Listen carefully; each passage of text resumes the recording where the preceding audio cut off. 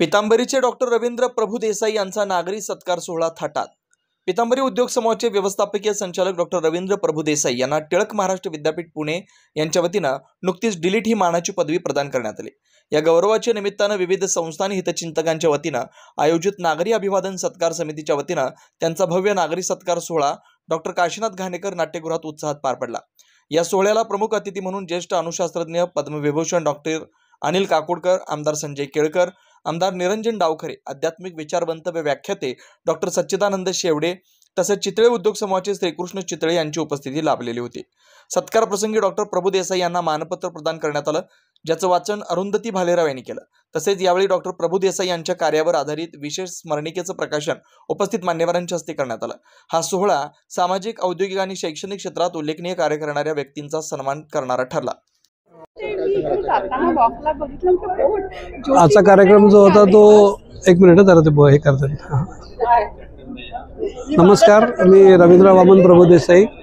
टिळक महाराष्ट्र विद्यापीठातर्फे आम्हाला डॉक्टरेट म्हणजे डिलीट पदवी दिली, त्याच्याबद्दल ठाणे नागरिकांतर्फे हा एक सत्कार समारंभ अरेंज केला होता आणि त्या कार्यक्रमासाठी पद्मविभूषण अनिल काकोडकर साहेब, त्याचप्रमाणे चितळे उद्योग समूहाचे श्रीकृष्ण चितळे, डॉक्टर सच्चिदानंद शेवडे, त्याचप्रमाणे आपल्या ठाण्याचे लाडके आमदार केळकर सर, त्याचप्रमाणे निरंजन डावखरे, ही सगळी मंडळी उपस्थित होती आणि अत्यंत चांगल्या प्रकारे हा कार्यक्रम पार पडला।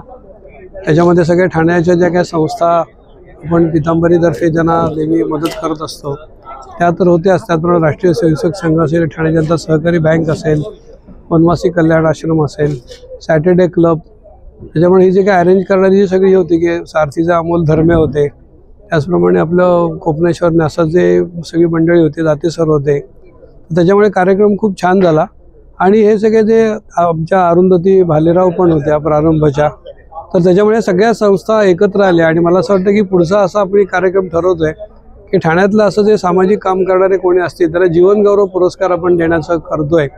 तर पुढल्या वर्षीपासून ही योजना आपण अंमलात आणू आणि मला असं वाटतं की ठाणं हे जे सांस्कृतिक ती एक त्याची जपणूक आहे ती या माध्यमातून खूप मोठी होईल आणि सगळीकडे वेगळ्या प्रकारचा एक आनंद। आणि आपण बघतोय की दूरदर्शन किंवा मोबाईलमुळे सगळे लोक जरा एकमेकांपासून बाजूला जात आहेत, त्या मैत्रीचं नातं या अशा कार्यक्रमांमधून नक्की घट्ट होईल आणि उद्योजकांना सुद्धा उद्योग करण्यासाठी खूप मोठी प्रेरणा मिळेल।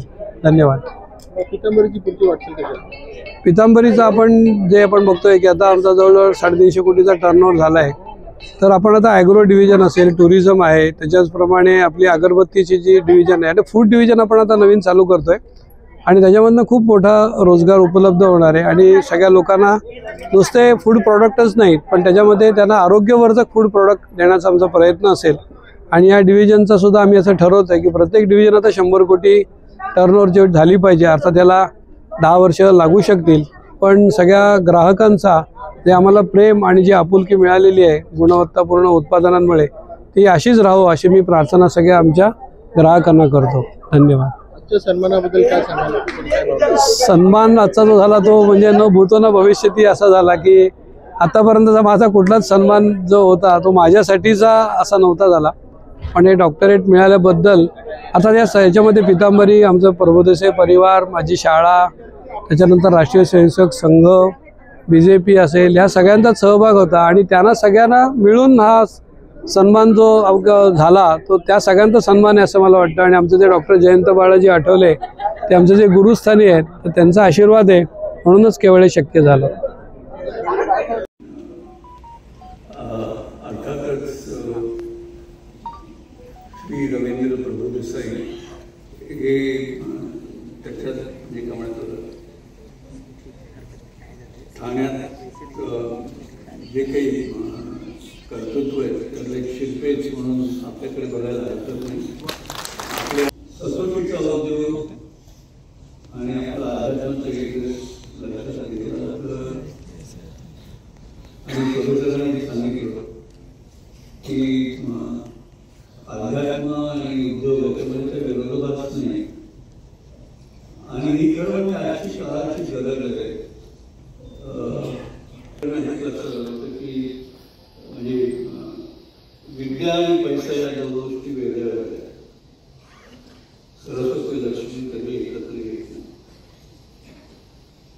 आजचा जमाना असा आहे की सरस्वती आणि लक्ष्मी या दोन्ही एकत्र जितक्या कंपन्या बाहेर पडलेल्या आहेत आणि त्या कंपन्यांच्या माध्यमातून अमेरिकन इकॉनॉमीला जो हातभार असतो दरवर्षी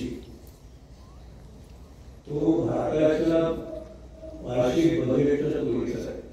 एका बाजूला व्यवसाय उद्योजकता दुसऱ्या बाजूला आणि दोन्ही एकत्र आले तरच आणि आज तुम्ही जर बघितलं तर भारतातल्या किंवा ठाण्यातल्या तरुण मंडळींना या बाबतीत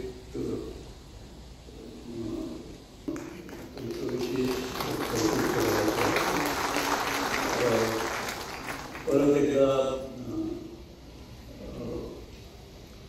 या आपल्या उपलब्धीबद्दल आपलं खूप खूप अभिनंदन.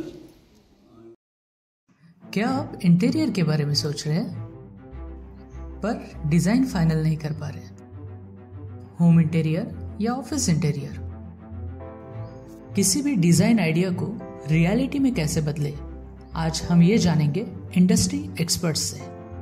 हमारी कंपनी जो है डिज़ाइन ब्यूरो, उसमें interior designing, renovation, architectural design, landscaping end renovation, furnitures, ये सारे जॉब्स हमारे यहाँ होते हैं. और पिछले 20 साल से हम लोग इस फील्ड में हैं.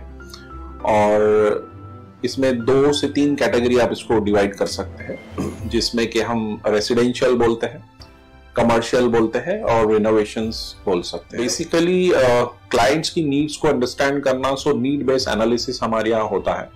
सो क्लाइंट्स के लिए हम लोग परफेक्ट इसलिए हो जाते हैं या हम उनके लिए दोबारा या किसी क्लाइंट्स के लिए हम चौथी बार काम कर रहे हैं because of their confidence with us, कि वो हमारे ऊपर रिलाई करते हैं. हम लोग अमित को पहले से ही जानते थे, तो उनको हमने बुला के उनको जो स्ट्रक्चर है यहाँ पे ब्रिक्स वर्क चल रहा था तभी से उनको कांटेक्ट किया, उन्हीं को जगह दिखाई, उनको स्पेस डिजाइन करने के हिसाब से कांटेक्ट किया. उन्होंने डिजाइन बना के दिया काफी अच्छा.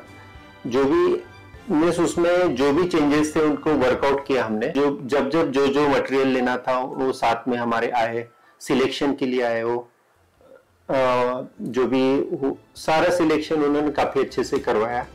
जो भी उसके बाद में जो एक्सपेक्ट था उससे ज्यादा बेटर ऑफिस उन्होंने बनवाया. बजट अगर आपका लिमिटेड है तो लिमिटेड बजट में भी आप एक अच्छा इंटीरियर कर सकते हैं, ये हमारा विश्वास है. और हमारे क्लाइंट्स के लिए हम वही दे रहे हैं और उसी से हमारा क्लाइंटल बड़ा है. हर क्लाइंट की एक अलग स्टोरी होती है, उनका एक अलग रिक्वायरमेंट्स होता है. कई बार ये सारा मिस आउट हो जाता है. हम अपने डिजाइन उन पे लाते हैं, वो नहीं होना चाहिए. उनको क्या चाहिए वो हम डिलीवर कर सकते हैं, बस वो उनके बारे में हमको समझना पड़ेगा. तो हमारे इसमें हम एक ही बोलते हैं कि ड्रीम कम्स ट्रू. आप ड्रीम देख रहे हो, हम उनको फुलफिल करेंगे, वो हमारी रिस्पॉन्सिबिलिटी है.